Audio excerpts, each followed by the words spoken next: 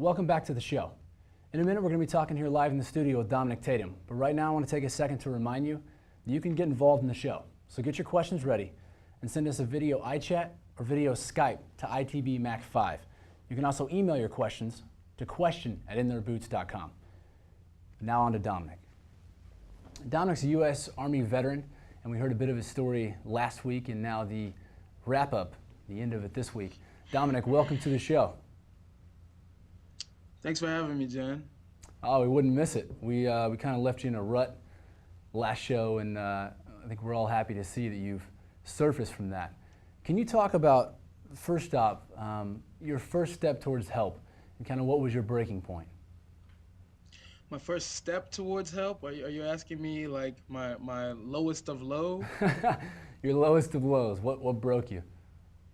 Well, overall, it just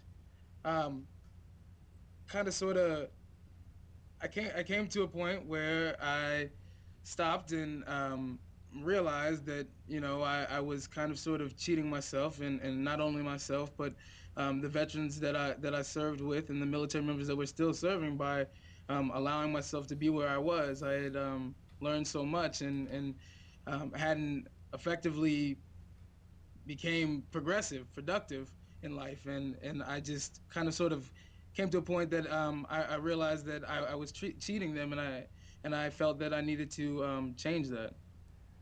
How did that end up leading you to the peer support groups that you found? Oh wow.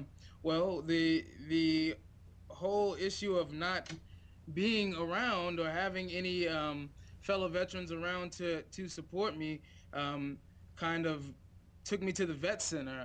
I realized that from my mom and others, that I was kind of different than before, Yeah. and I needed to go and get it looked at. It took me a while to get there, but I finally went and found my local vet center, and they kind of directed me to the counseling thing.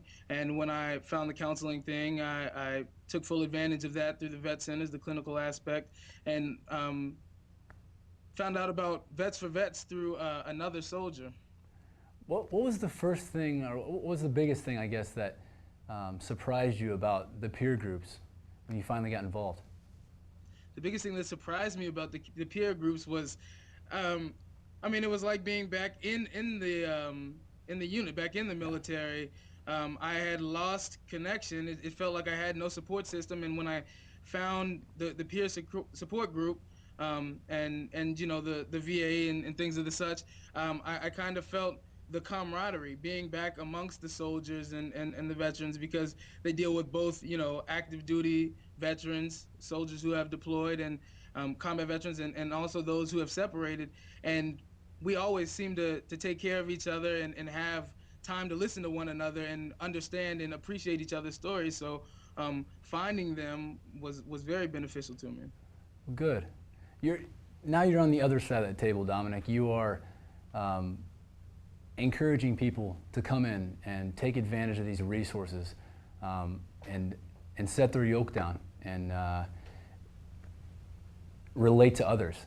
Can you talk about some of the challenges that you face in bringing veterans in? Right. Okay. Well, a major challenge is just once you, for one, finding the veterans. We're all around. They're all across the nation, in every store, every coffee shop, every restaurant, or fairground. But you actually have to go out and get them in front of you and have them listen. And oftentimes we don't like to listen.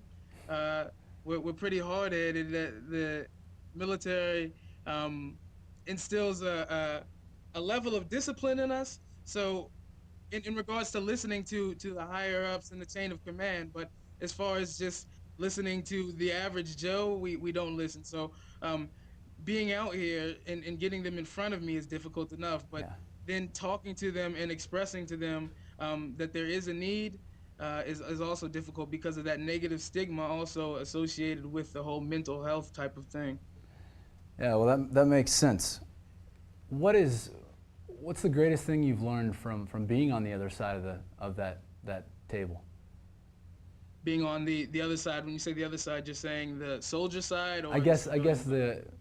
I don't want to say recruiting side, but being the one now who's encouraging veterans to embrace these organizations and networks that are in place to helping them out. What's the greatest thing you've learned in your work? Um, yeah, I'd call that the outreach side. Okay. The greatest thing that I've learned is that obviously, because I have that personal experience from the other side of the table, I know that the need definitely exists from my prior experiences. Okay. Dealing with these guys, you just have to keep pushing, keep reaching for them, because of their stubbornness and their hard-headedness, and the fact that they often don't listen. They have a need that oftentimes they don't realize, or it takes time for them to realize, and you need to make sure that you're supporting them and still continuously letting them know what's out there for them. So they don't have a total collapse as I did, or major crashes. And in the event that they do, you're there for them to lift them back up. It sounds like a constant upstream battle you're dealing with there, Dominic.